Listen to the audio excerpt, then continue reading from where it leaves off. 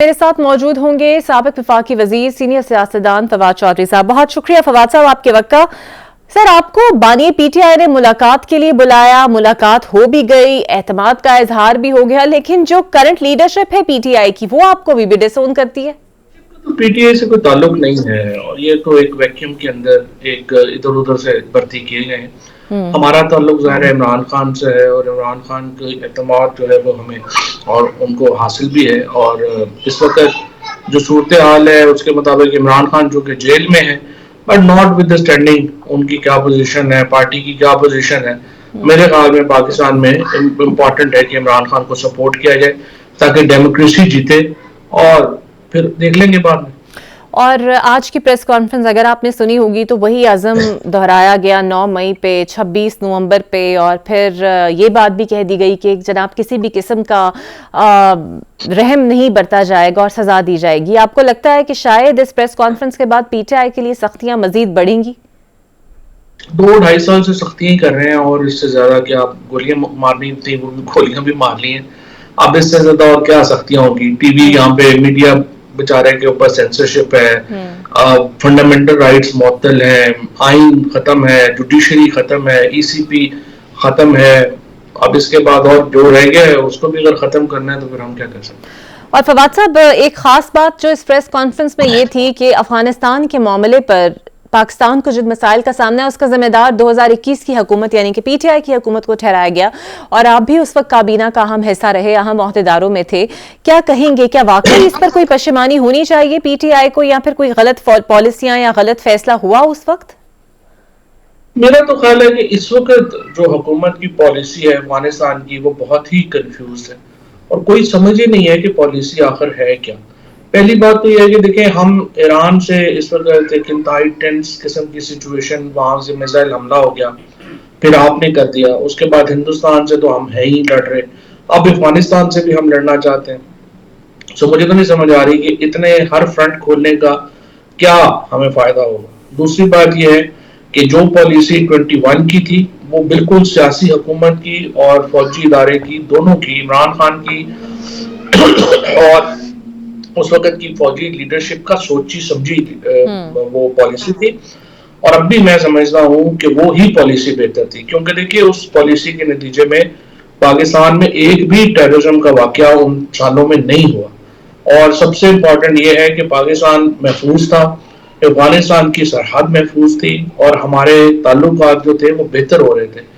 अब हमने अपनी ये सरहद भी गैर महफूज कर ली है। हमें समझ भी नहीं है, एक दिन हम मोहम्मद सादिक साहब को, जो हमारे स्पेशल रिप्रेजेंटेटिव हैं, उनको काबुल भेजते हैं, वो बातचीत करते हैं, अगले दिन वहां बमबारी हो जाती है। सो अब समझ ही नहीं है कि आखिर हमारी पॉलिसी है क्या, हमने बातचीत करनी है या हमने जंग लड़नी है, और अगर जंग भी लड़नी है तो फिर उसके क्या कॉनोटेशंस हैं, क्या है। इतने वहां पे जो लोग हैं वो शहीद हो गए। सो अभी तो मुझे नहीं लग रहा कि कोई पॉलिसी है भी। तो जब पॉलिसी होगी तो फिर हम कंपैरिजन करेंगे ना कि ये बेहतर पॉलिसी है या पिछली बेहतर पॉलिसी थी। अच्छा सर, आज जो मुज़ाकरात का सवाल हुआ तो उन्होंने इसे खुशाइन करार दिया कि अगर सियासी हलकों में बात होती है तो इससे बेहतर कुछ हो नहीं सकता। तो आपको लगता है कि मौजूदा मुज़ाकरात के अमल में संजीदा हलकों की रजामंदी भरपूर तरीके से शामिल है? यही मैं कंफ्यूज हूँ कि उन्होंने ये बात की और बड़ी अच्छी बात की, और मैं समझता हूँ कि ये इससे मुज़ाकरात की कामयाबी की उम्मीद बढ़ती है। लेकिन साथ ही जब आप कंट्रोवर्शियल सब्जेक्ट्स को लेके आते हैं, आप खामखा तनकीद करते हैं पाकिस्तान के सबसे बड़े लीडर के ऊपर और सबसे बड़ी पॉलिटिकल पार्टी के ऊपर, तो फिर उसका क्या मकसद है।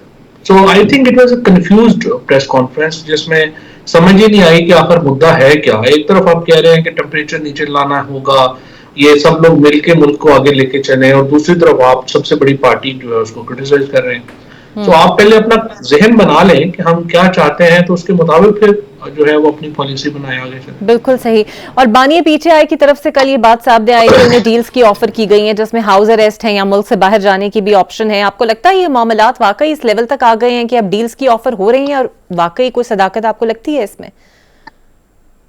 तो बातचीत तो जाहिर है कि जो यहाँ पर पहुंची है तो इसके पीछे भी तो एक बातचीत होगी ना, ऐसे ही तो नहीं सारे जो है वो इकट्ठे हो गए। यानी वो हुकूमत, अयाज सादिक साहब जो हैं, वो मुझे उनका बड़ा एहतराम है, लेकिन देखिए 10 लोग अयाज सादक साहब के रात के अंधेरे में एमएनएस को वहां से अगवा कर लिया गया। अयाज सादक साहब उस थाने का एएसआई भी चेंज नहीं करवा सके। तो अब अयाज सादक साहब जो है वो अगर मुज़ाकरात होस्ट कर रहे हैं तो जाहिर है कि उन्हें नॉट है कि आप कर लें। तो इसलिए जो मुज़ाकरात यहाँ पर पहुंचे हैं तो उनमें कुछ ना कुछ बातचीत पहले हुई है तो यहाँ तक पहुंचे। और सर मिलिट्री कोर्ट से जो सब मुल्ज़िमान को सजा सुनाई गई, जिसमें खुद बानी पीटीआई के भांजे भी मौजूद हैं, कल को अगर अलकादर ट्रस्ट का भी फैसला आ जाता है और वो भी आपके खिलाफ आता है पीटीआई के, तो फिर क्या मुज़ाकरात का अमल जारी रहता हुआ आप देख रहे हैं? अभी तो यही कह रहे हैं कि मुज़ाकरात का अमल जारी रहेगा और इससे फर्क नहीं पड़ेगा। लेकिन जाहिर है कि अगर आप तलखियां बढ़ाते जाएंगे, अगर आप चीजें इस तरह से करेंगे जिस तरह से आप कर रहे हैं, उसके नतीजे में मामला जो है वो जाहिर है खराब होंगे। तलखियों में तो नहीं ना बातचीत आगे होती है। अगर आपने बातचीत करनी है, संजीदा बातचीत करनी है, तो फिर टेम्परेचर नीचे लेके आने होंगे। और अगर आप टेम्परेचर नीचे लाने में इंटरेस्टेड नहीं है तो फिर आप बातचीत भी ना करें। सर, तो जितनी उम्मीदें पीटीआई ने वाबस्ता की हुई हैं इन मुज़ाकरात से और इतनी ज्यादा डिमांड्स और आहिस्ता आहिस्ता जो वो सामने रख रही है, हुकूमत क्यों सर उनकी डिमांड्स मानेगी? मतलब हुकूमत क्यों उनके साथ पावर शेयरिंग करना चाहेगी या फिर बानी पीटीआई को रिलीज करना चाहेगी? ये सब तो उनके अगेंस्ट जाता है। नहीं, दो ही डिमांड्स है। पहली डिमांड ये है कि पॉलिटिकल प्रिजनर्स को रिलीज किया जाए और दूसरी डिमांड है कि जुडिशियल कमीशन बनाया जाए। मेरे ख्याल में तो ये कोई, और फिर आज तो कल तो खान साहब ने ये भी कह दिया कि मैं अपनी रिलीज की तो बात ही नहीं कर रहा, मैं तो बाकी और लोगों की गिरफ्तार बात कर रहा हूँ रिलीज की, जो मेरा ख्याल है कि बड़ी एक आसान बात अब तो उन्होंने कर दी है। अब तो ये जो लोग हैं जो बेचारे गरीब वहां पे फंसे हुए हैं जेलों में, जिनका ना कोई पीछे है ना कोई आगे है, गरीब लोग हैं, उनको आप रिलीज करने की तरफ जाएं। 700 लोग जो पख्तून अभी आपने पंजाब की जेलों में भेजे हैं, वैसे ही इनसे तो नफरत बढ़ रही है लोगों में। 1 लाख छापा मारा है, 5000 बंदा आपने जेलों में डाला है। इन लोगों को अब 2-2 साल कई लोगों को हो गए हैं, उनको रिलीज करें। सर, रिचर्ड ग्रेनल की जो ट्वीट्स हैं ऑब्वियसली हुकूमत के लिए कहीं ना कहीं पॉइंट ऑफ कंसर्न तो है ही और पीटीआई इस पे खुश भी। आपको लगता है कि इनकी ट्वीट्स जो हैं वो ट्रंप इंतजामिया की अगर पॉलिसी बन गई तो मुश्किल हो सकती है और ये पॉलिसी बन सकती है? देखिए जी, पहली बात तो है कि रिचर्ड ग्रेनल जो है वो ट्रंप इंतजामिया में बड़े इंपॉर्टेंट आदमी है, स्पेशल रिप्रेजेंटेटिव है प्रेसिडेंट ट्रंप के। और स्पेशल मिशंस के लिए वो डायरेक्टली, उनका जो बॉस है वो कोई और है ही नहीं है, प्रेसिडेंट ट्रंप खुद उनके बॉस है। सो पॉलिसी डेफिनेटली बन भी सकती है और इस वक्त इंटरनेशनल प्रेशर तो पाकिस्तान पे पड़ रहा है। अब कल जो मिलिट्री कोर्ट्स का फैसला आया है उससे एक तो जाहिर है कि आपने इंटरनेशनल फोर्सेस को ये कहा कि हम आपको नहीं मानते और आप प्रेस रिलीज आप दे रहे हैं, हमें कोई फर्क नहीं पड़ता। अब देखना ये है कि इसके वो प्रेस रिलीज से आगे जाते हैं इस पे कि नहीं जाते, क्योंकि अगर वो आगे जाते हैं तो फिर जाहिर है कि पाकिस्तान ऐसी पोजीशन में तो नहीं है कि जो इस वक्त सारा प्रेशर जो है वो अपने ऊपर ले ले, क्योंकि हमारी तो आईएमएफ की किस्त डिले हो जाए या जीएसपी स्टेटस हमारा इफेक्ट हो जाए तो हमारी तो इकोनॉमी बिल्कुल इस वक्त जो है वो शेम्बल्स में है और उस पर बहुत बुरा फर्क पड़ेगा।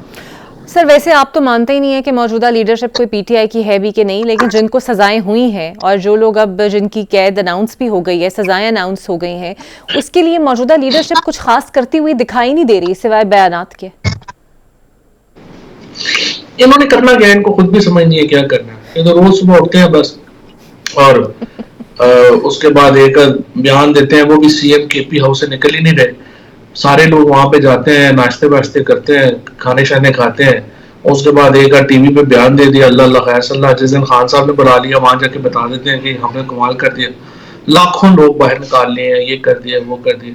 अभी तो जो एक साहब ने जाके कहा जी कि वकीलों ने बहुत ही जबरदस्त कारकर्दगी दिखाई है, बहुत प्रोटेस्ट किए हैं, निकले हैं। अगर आप इमरान खान को इस तरह की इत्तला देंगे तो फिर अंदाजा लगा लें किस किस्म की सिचुएशन है। तो जब आपकी उनसे मुलाकात हुई तो उन्होंने कुछ इस पर रिजर्वेशन जाहिर की कि वाकई ये लीडरशिप उस तरीके से नहीं चल पा रही जैसे खान साहब चाहते हैं? देखिए, मैं लीडरशिप वगैरह के ऊपर तो मेरी बात मैं करता भी नहीं हूँ और हुई भी नहीं है, ना इतनी इम्पोर्टेंट है। वो जब आपकी मुलाकात होती है पॉलिसी के ऊपर या उसके ऊपर इतना टाइम ही नहीं होता कि आप और कोई बात कर सकें, but they are worthless people, इन पे क्या बात करें।